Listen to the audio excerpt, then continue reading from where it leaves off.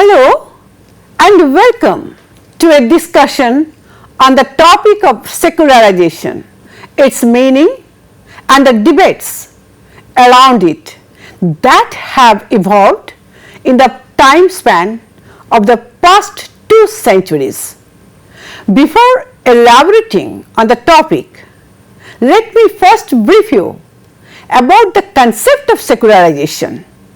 Well, to define secularization in simple terms, I can say that it is but a shift of a society that has a close concomitance with religious values and institutions towards a society where non-religious values and secular institutions prevail.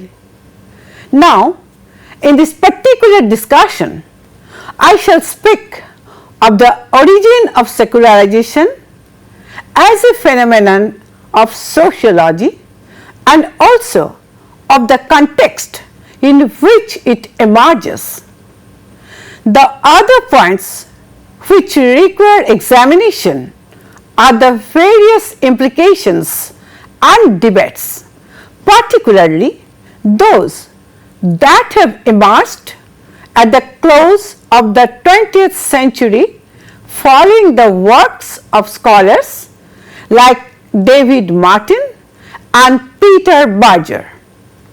All I can say is the concept of secularization needs some extrication in order to arrive at a clearer picture of the debate.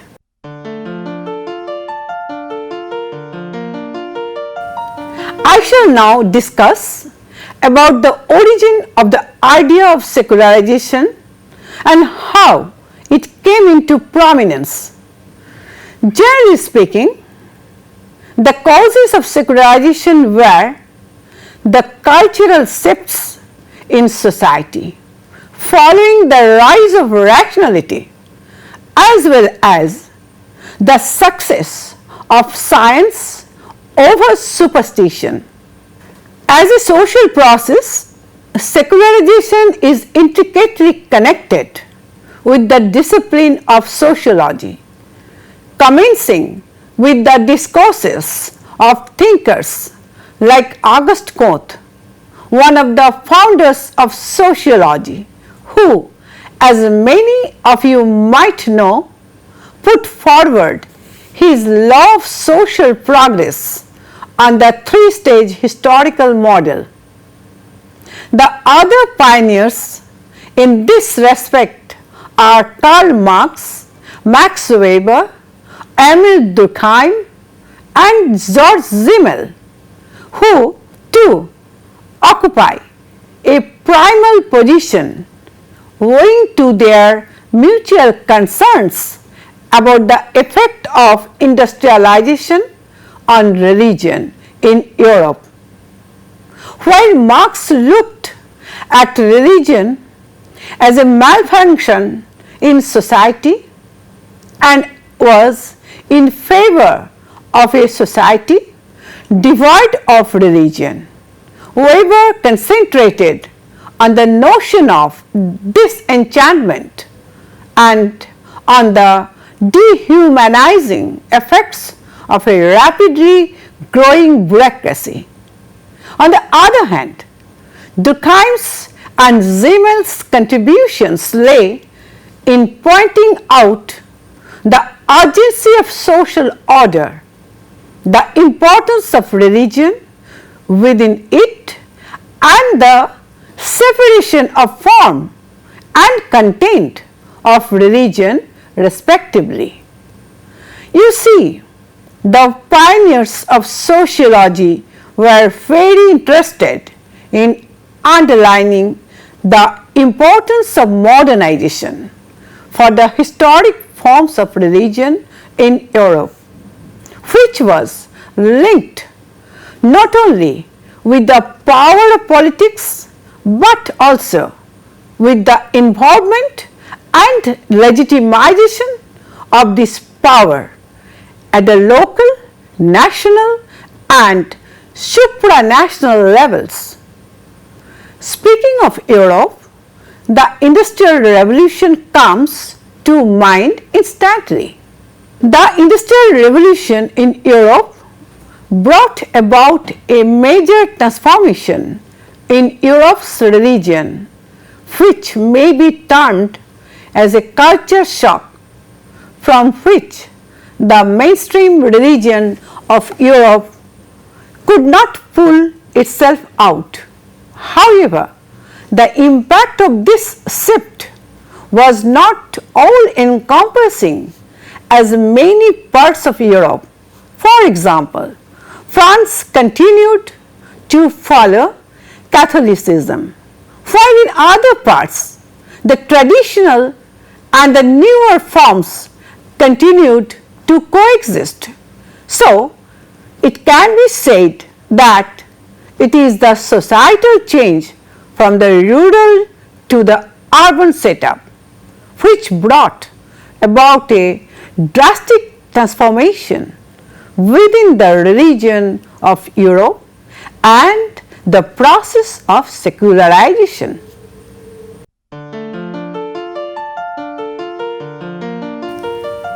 Let us now look at the exact meaning of the term secularization as brought forth by the approaches of various theologians, philosophers, historians, lawyers, and social scientists.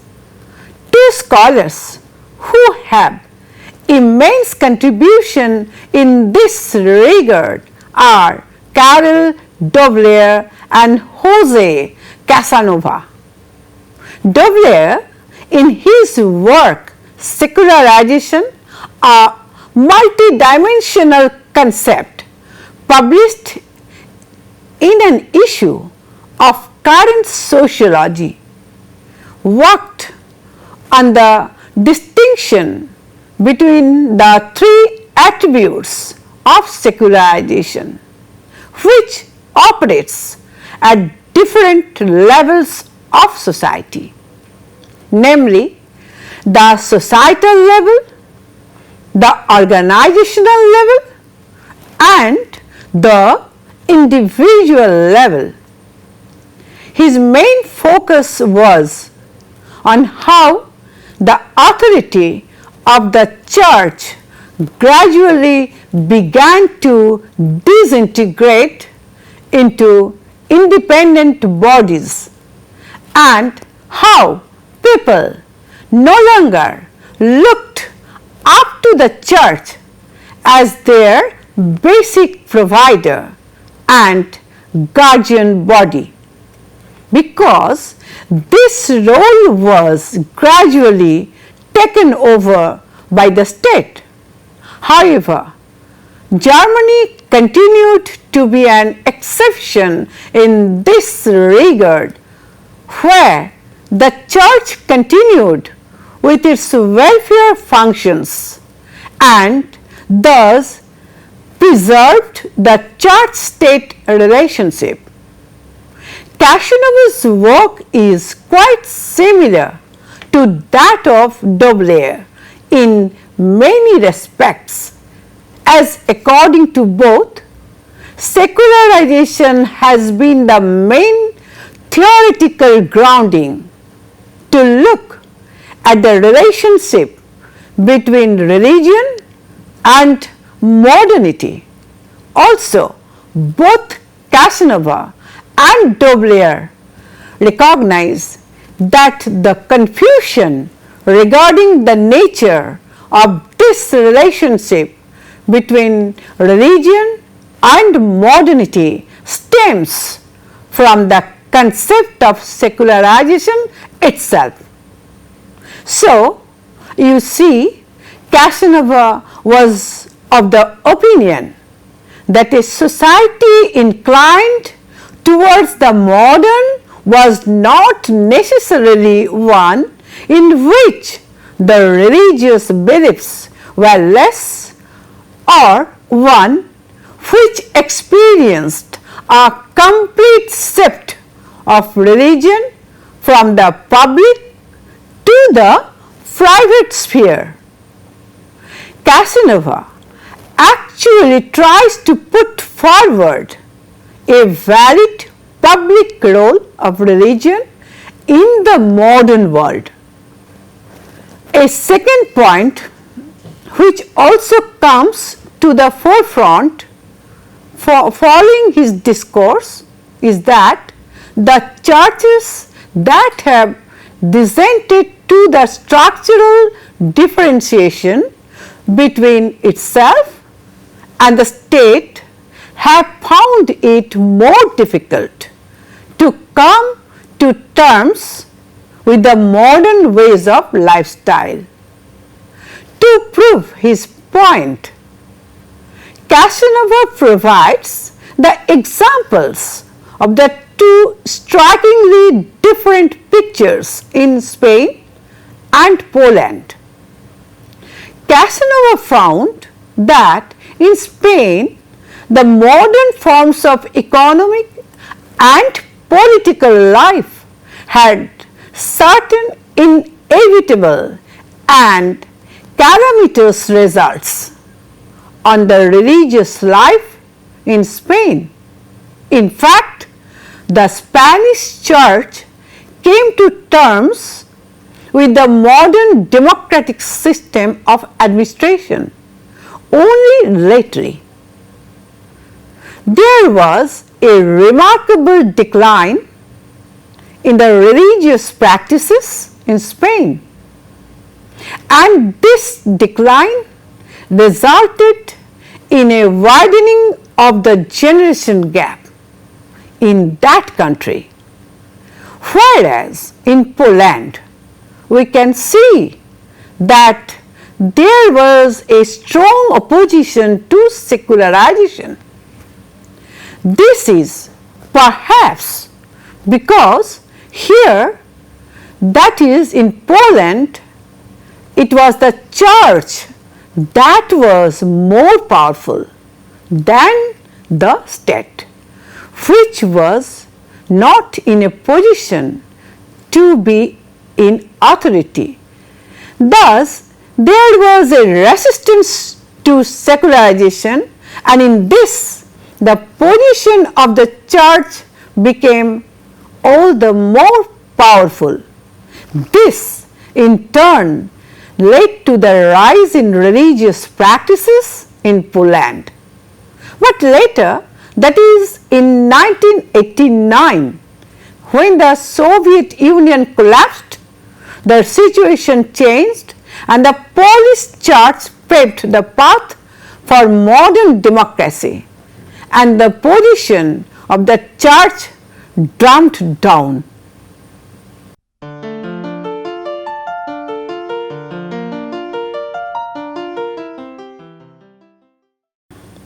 Now, I shall be moving on to the different discourses on secularization that came into being during the 1960s and 1970s.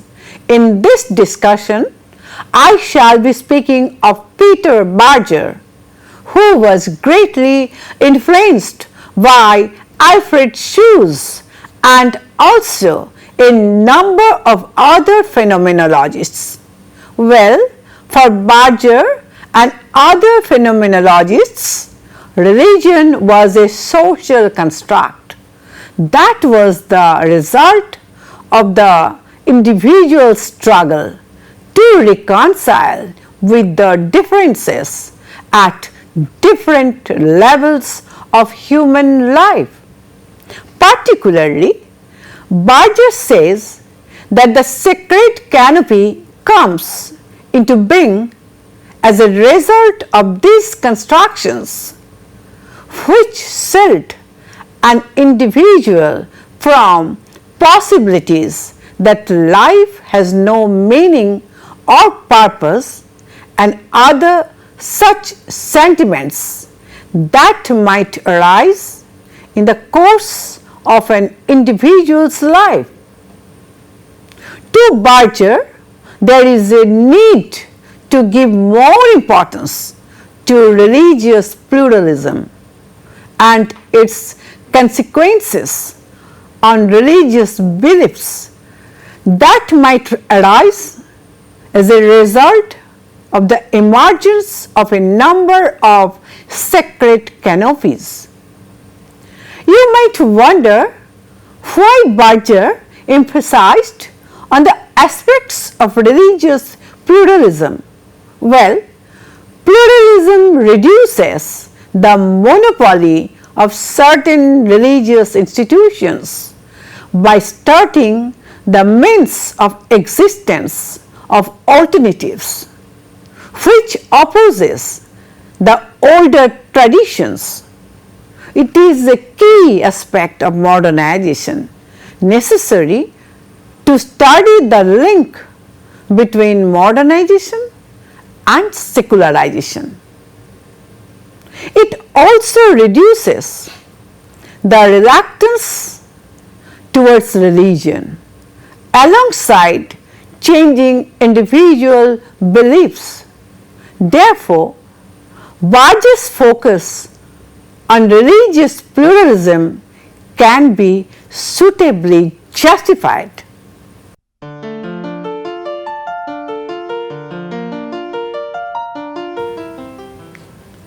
I will now begin with the ideas of Brian Wilson and Steve Bruce, two eminent British scholars and theorists of classical secularization.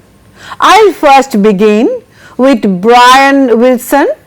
Well, Wilson viewed secularization as a fundamental social process taking place in the organization, in the society, in the culture, and in the collective mentality.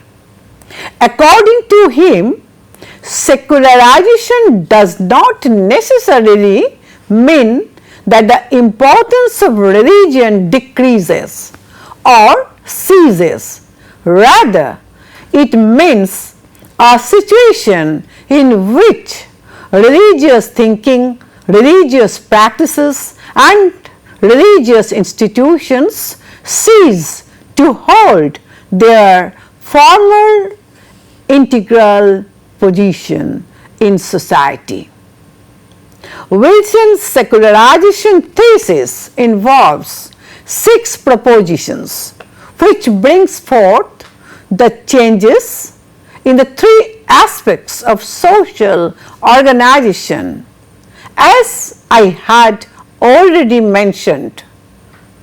Talking about these propositions, firstly, Wilson says that secularization is a once upon a time age of faith, with the focus on the exact nature of this age.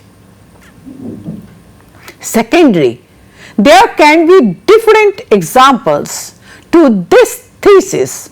For example, the United States is different from Europe in this respect.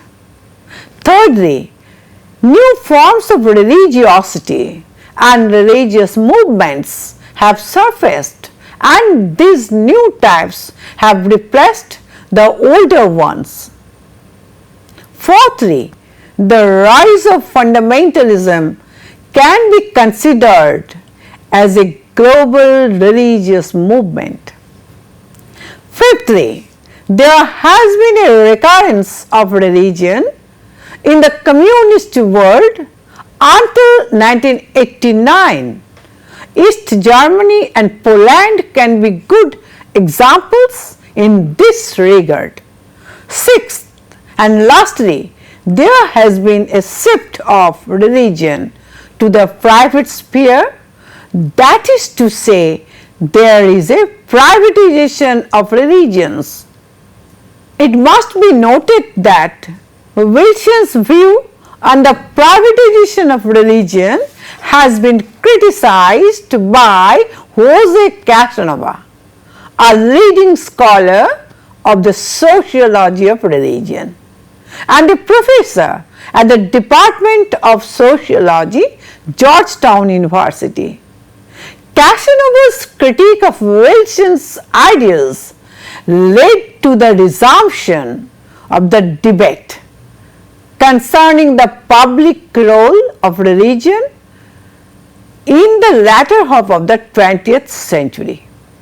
You must remember that Wilson, in his study, did not highlight on the decline of religious beliefs and practices, but on the decline of the significance of religious beliefs and practices for the society. He arrived at the inference that modernization and secularization are intricately connected, and that a large part of the modern world, including the USA, which are not relatively secularized, shall be so with passing time. Steve Bruce provides a very different picture in his approach to religion. He draws influence from Talcott Parsons, Peter Berger, David Martin, Brian Wilson, and contends that it is the Reformation that is of primary importance, which led to the rise of individualism and rationality, and changed the place of religion in the modern world. In fact, his attempt was to interlink modernity and the decline of the traditional forms of religious life in his work. You see, Bruce's view was that individualism jeopardized the communal basis of religious belief and behavior. He also believed that the more rational and individual grew, the more deleterious it becomes for religion, since rationality produced a feeling of doubt towards the long existent religious beliefs. In fact, he talks about how in late modernity religion entered such a stage where individuals could pick and choose from a variety of religious options. Thus, the whole concept of God became quite subjective rather than quite prejudiced. Thanks to individualism in religious life, no longer did people believe in the older traditions and in the power of the church. If you read Bruce's work, God is Dead, you will find how he took the example of Britain as a secularized part in a Western democracy, and how he beautifully spoke for as well as against the idea of secularization in this work.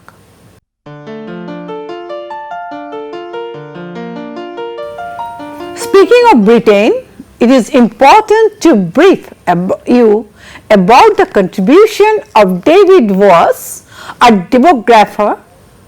Voss was in support of Bruce's view and a follower of Wilson's definition of secularization. His work mainly focused on the declining social importance of religion in the modern world. According to Voss, Britain was increasingly ceasing to be a Christian country if one takes into account factors such as activity, belief, formal affiliation, self-affiliation and the nature of the state.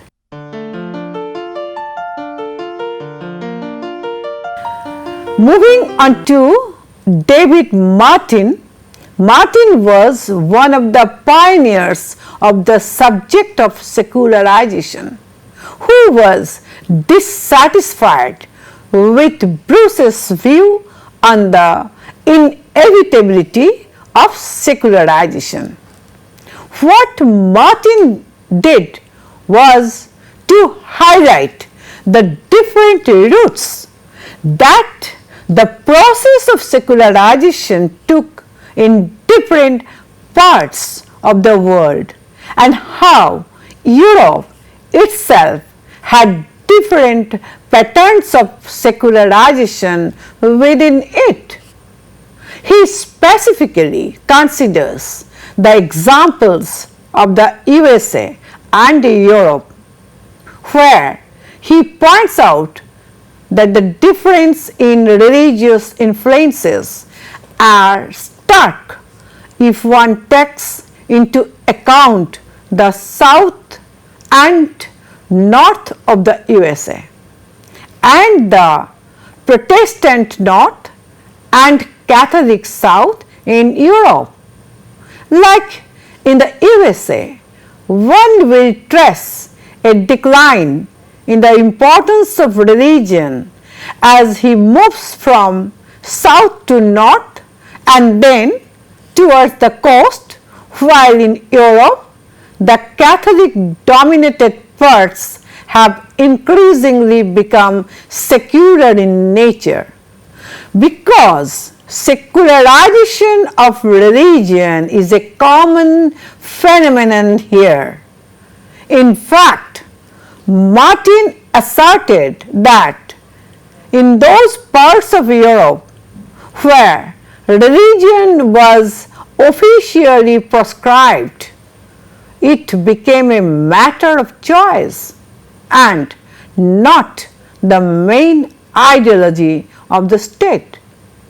Then, in his later studies, we find that Martin talks about the case of Latin America and the rise of Pentecostalism, a revival movement within Protestant Christianity that places a special emphasis on a direct personal experience of God through the baptism with the Holy Spirit. It is also important to remember that Martin's study brought forth the fact that the study of religion is interdisciplinary and that religion involved political process too, thus implying that the reorganization of religion can also provide for the needs of modern living.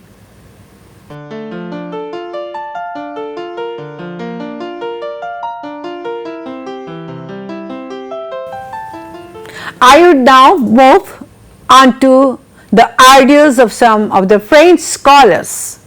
In this regard, first, I would like to mention about Daniel Hervieux-Lager. Hervieux-Lager was one of the most notable French scholars who studied the place of religion in the modern world with the examples of our country.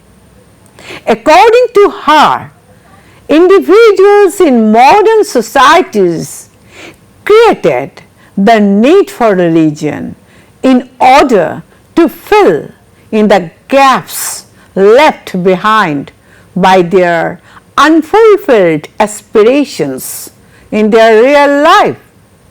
As such, secularization does not mean religion has completely disappeared from human vicinity, but it means that there is a reorganization of religion so that it can meet certain demands of modern living? Well, as a multidimensional concept, we can see that there are different dimensions to secularization, and that the different dimensions work independently of each other. Therefore, it is extremely important to maintain conceptual certainty and transparency, so that like things are compared with similar things, and thereby authentic inferences can be arrived at. This point has been repeatedly emphasized by Tobler and Casanova. What we see is that the importance of religion does not decline to a certain extent, but with varying modifications in different places. As Harvey Berger puts it, religion does not vanish completely, rather it undergoes a gradual transformation in this stage.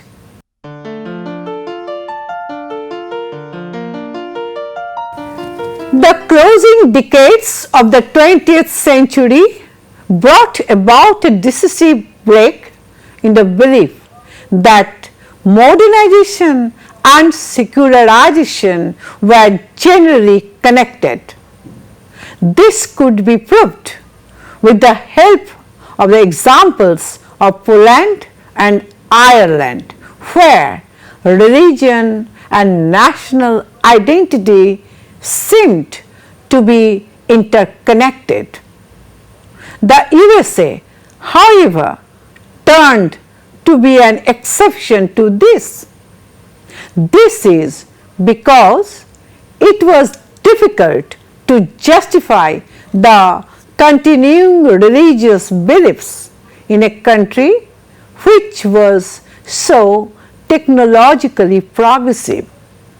If we see Europe, then Europe too ceased to be the standard for determining the different forms of religion and religiosity in other parts of the world.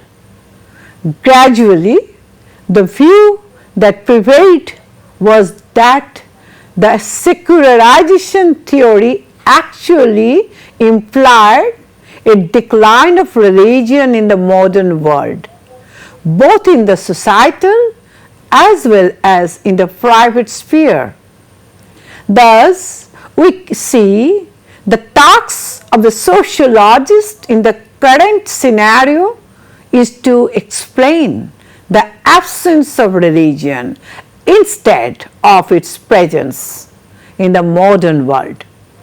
And hence, it can be said that the 20th century debates did bring about a paradigm shift in the study of religion in sociology. With this, we come to an end of the discussion on the topic secularization, theory and debates. Thank you for attending the lecture. We shall meet again in some other discussion on some other topic.